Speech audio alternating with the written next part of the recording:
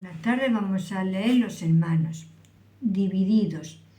Los hermanos estaban ahora divididos.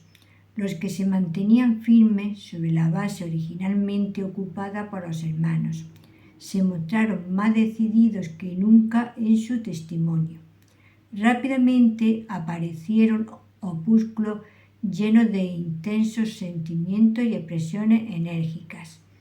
Los dirigentes de Beseda recibieron graves acusaciones de haber entrampado a la congregación a un curso de neutralidad respecto a la herejía, de independencia respecto a la Iglesia y, consiguientemente, de indiferencia respecto a la persona y gloria de Cristo. Tras haber presentado estas acusaciones, los hermanos no podían de manera consecuente recibir a la mesa del Señor a los procedentes de las reuniones de Beseda sin quedar satisfechos acerca del arrepentimiento tocante a estos puntos. Pero se precisa de mucha gracia y compasión respecto a tales peticiones en la actualidad, porque muchos desconocen totalmente lo que tuvo lugar hace 130 años. Sin embargo, el documento de los 10 sobre el que se basaron las acusaciones nunca ha sido retirado. Se emplearon términos duros por ambas partes, pero algunos se mantuvieron fieles a sus principios, o, más bien, mantuvieron a toda costa la verdad de Dios, como la habían predicado y publicado hasta entonces. Con todo, se levantó el clamor de exclusivismo contra ellos, y aunque este término fue indudablemente empleado con la intención de afrentar y empleado para intimidar a los apocados, como sucede hasta el día de hoy, es sin duda alguna conforme a la palabra de Dios. En 1 Corintios 5 aprendemos que la asamblea ha de ser exclusiva si quiere mantener una sana disciplina y guardar la casa de Dios lo suficientemente limpia para su presencia. Es cosa bien cierta que la Iglesia es solemnemente responsable de juzgar la doctrina y los caminos de todos los que se presentan para la comunión y de rechazar a aquellos que traerían el mal a la asamblea, así como de excluir a los que han caído en error o inmoralidad, aunque no pueda dudarse de su fe en Cristo. Esto es exclusivismo. Este fue el principio sobre el que actuaron los hermanos desde el principio, de modo que no eran más exclusivos después de la división que antes de la misma. El cambio tuvo lugar totalmente del otro lado. El nuevo lema en la bandera de los hermanos abiertos o neutrales era: la sangre del Cordero es la unión de los santos. Y ciertamente no podría haber unión sin la preciosa sangre del Cordero sin mancha de Dios. Pero la Escritura enseña que la sangre es la base de la paz, no el centro de la unión. El Cordero asado, el Cristo que ha pasado por el santo fuego de la justicia divina por nosotros, ahora resucitado y glorificado, es el centro de unión. Éxodo 12. Y no hay muchos que han sido lavados en la sangre del Cordero que no son aptos para la mesa del Señor debido a sus malas asociaciones y forma de vivir. Pero si este lema se cumpliese de una manera íntegra, entonces nunca podría excluirse por razón de ningún tipo de la mesa del Señor a nadie que se crea que es un hijo de Dios y lavado en la sangre de Cristo. La disciplina cesaría y, tal como sucedía en Israel cuando no había rey, cada uno haría lo que bien le pareciese. Debido a esta puerta ancha y abierta a la mesa del Señor, las congregaciones de Beseda han sido designadas como los hermanos abiertos, de modo que para establecer la distinción y para causar la menor ofensa posible, emplearemos los términos los hermanos y los hermanos abiertos, el testimonio. A partir de este tiempo, el camino de cada uno ha quedado perfectamente diferenciado y separado. Los hermanos abiertos han fraternizado con las denominaciones y en muchas cosas se han llegado a acercar tanto a ellas que han escapado a la persecución. Lo cierto es que los más duros ataques contra los hermanos han precedido de ellos, de modo que en esto muchos de ellos están al lado de las denominaciones y las han ayudado en su oposición.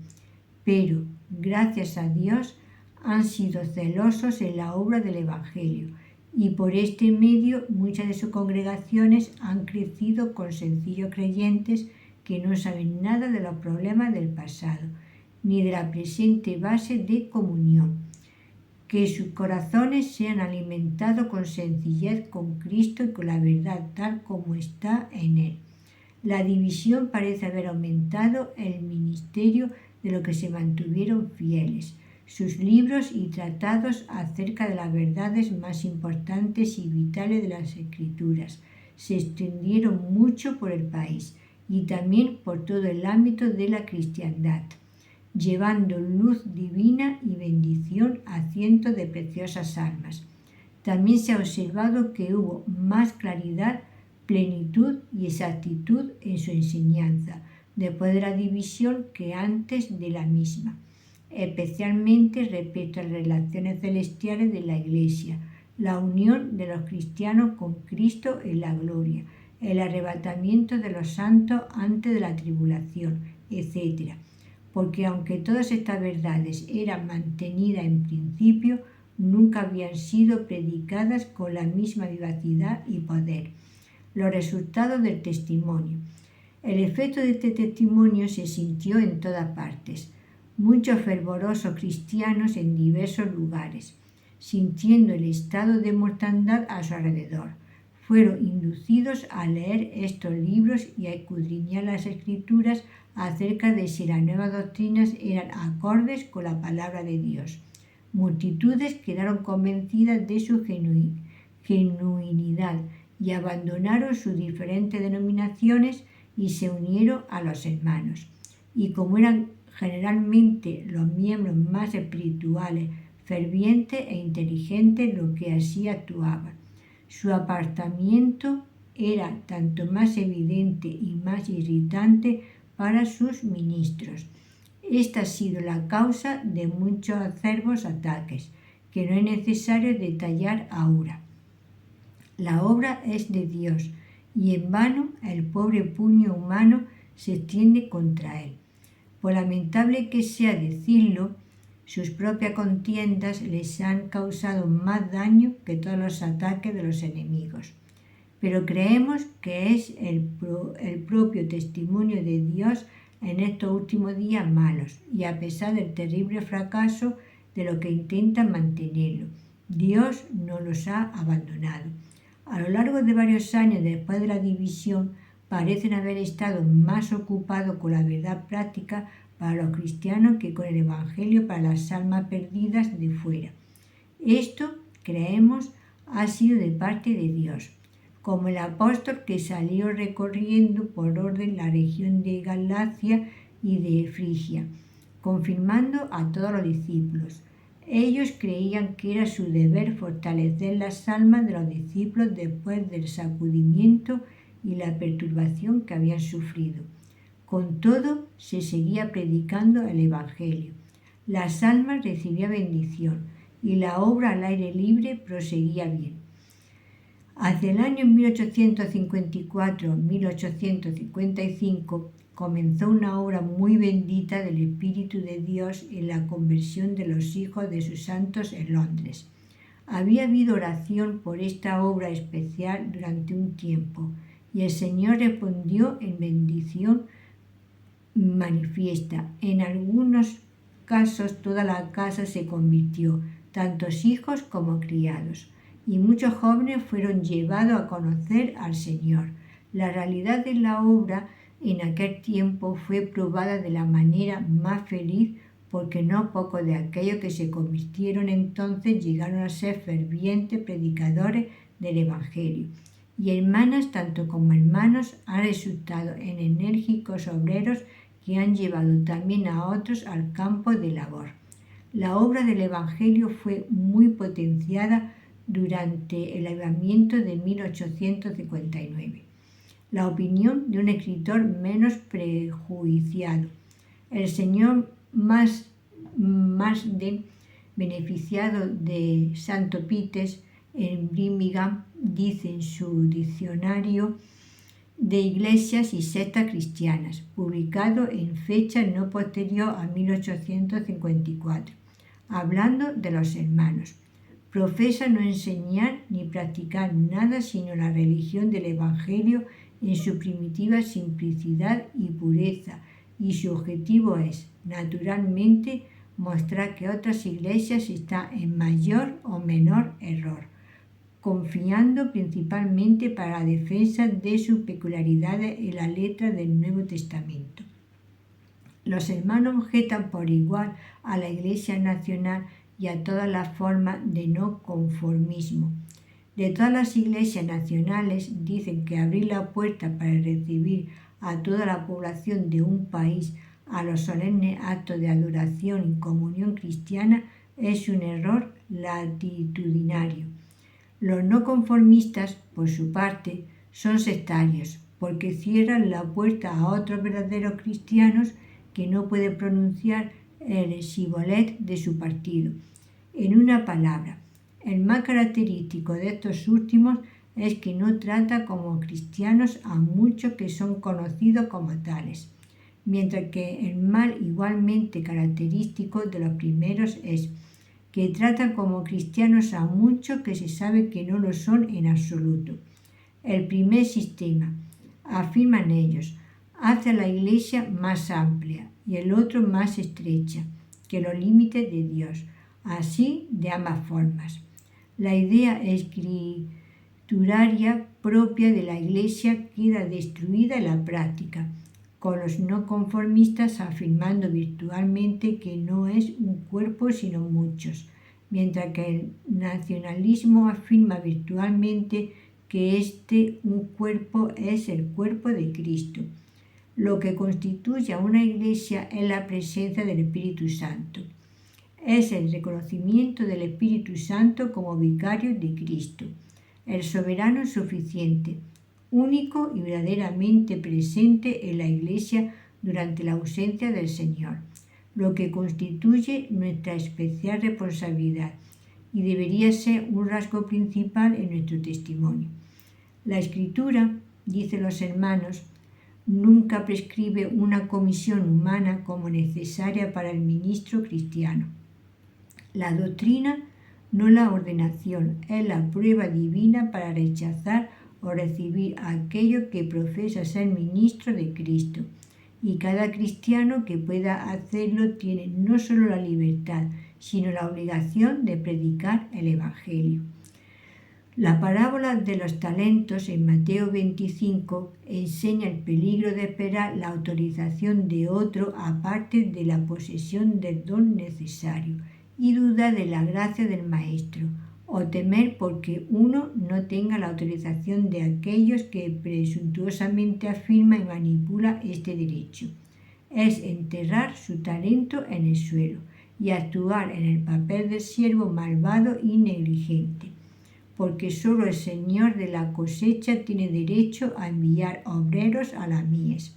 Solo tenemos que añadir que la doctrina mantenida por los hermanos de Plymouth concuerda en todos los puntos fundamentales con la Iglesia de Inglaterra y otras iglesias de la Reforma.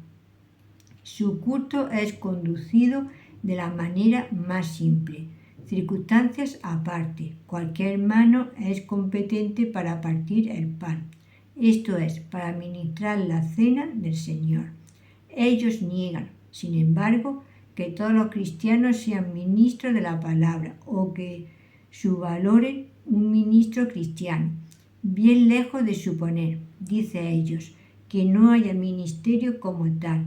Los hermanos mantienen y siempre han mantenido por Efesios 4, 12, 13, que Cristo no puede dejar de mantener y perpetuar un ministro en tanto que su cuerpo esté aquí abajo. Sus libros y tratados sus enseñanzas en privado y en público. Afirma esto como una verdad cierta e invariable.